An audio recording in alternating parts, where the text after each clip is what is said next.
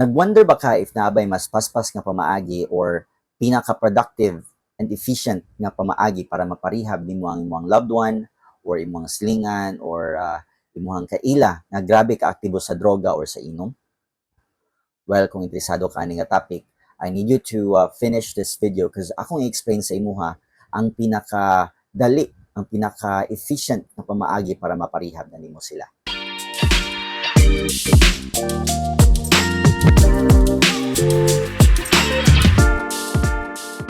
Hi, I'm Dr. Jundz. I'm an accredited rehab practitioner.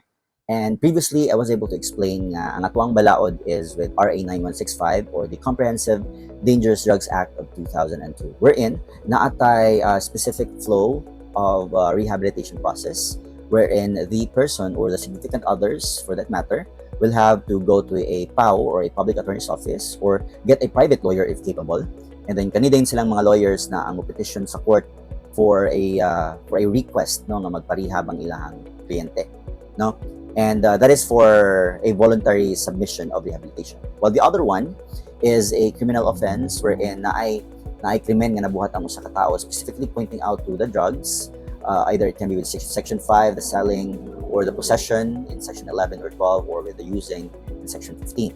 No? And with this violation, ang court na dayon ang decide or nihatol sila nga magparehab sila.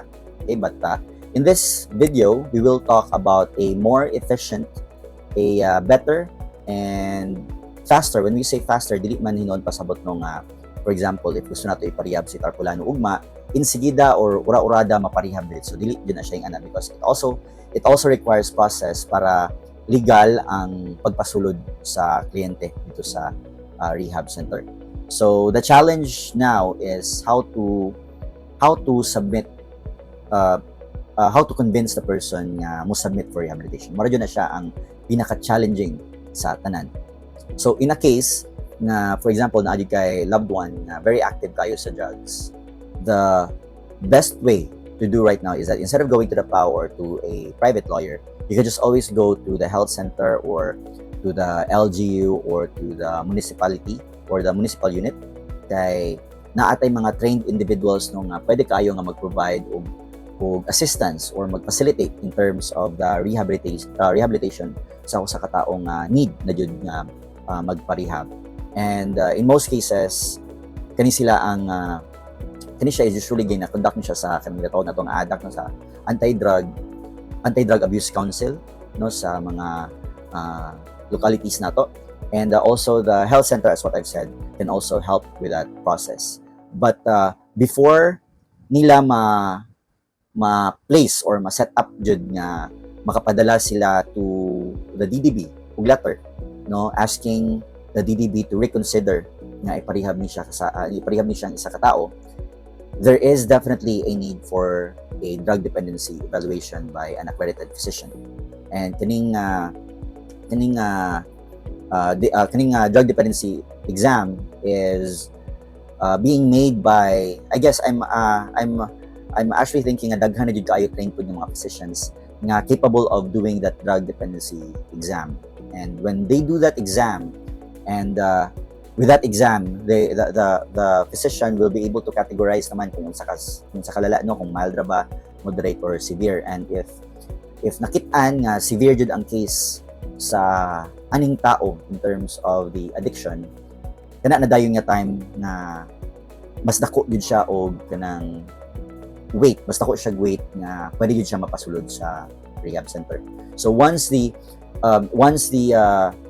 drug dependency evaluation or exam has been made by an accredited physician, usually kini siya nga mga physicians usually is makita rin sila sa mga LGU nato or sa mga health center kina may mga trained individuals sila na once na-settle na siya, dira na dayon mosulod ang other requirements. And you may correct me with the other requirements. They may ask for, apart from the official DDE, they may ask for the barangay clearance, they may also ask for a police clearance, and of course, a certificate na wala siya other pending cases from the regional trial court.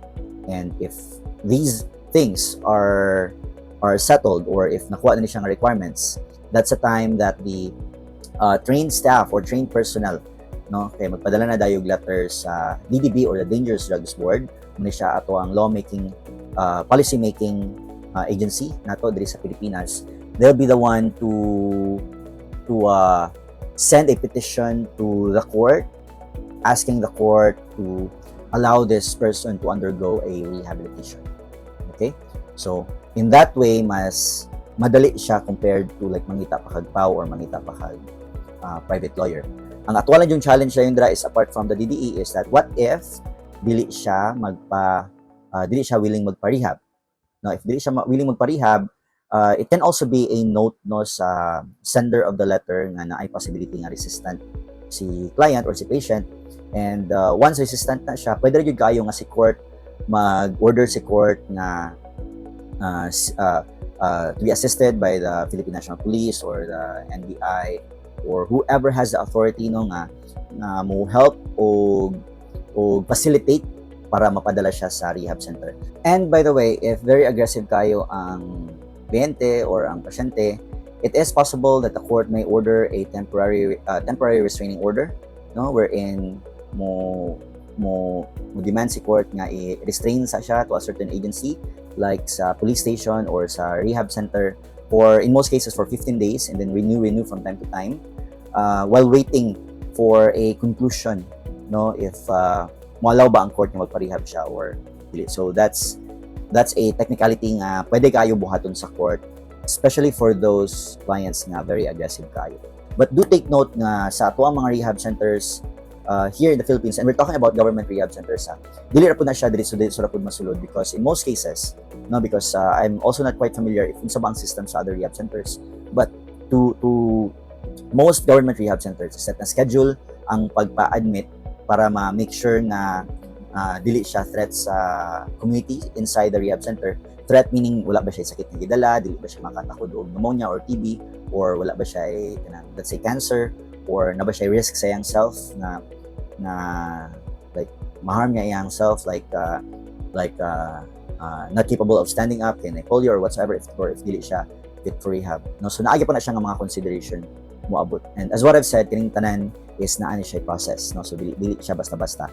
But then again, the best way to do so is to put things in writing, magsugod dito sa seeking help from the health center or the barangay, and with the DDB with the DDE or the drug dependency evaluation, and then the rest of the requirements, the clearance, the PNP clearance, and if makumpara na sila, no, ay hadayon mapadala dito sa DDB, and the DDB will take charge of requesting for a voluntary rehab. So that's it.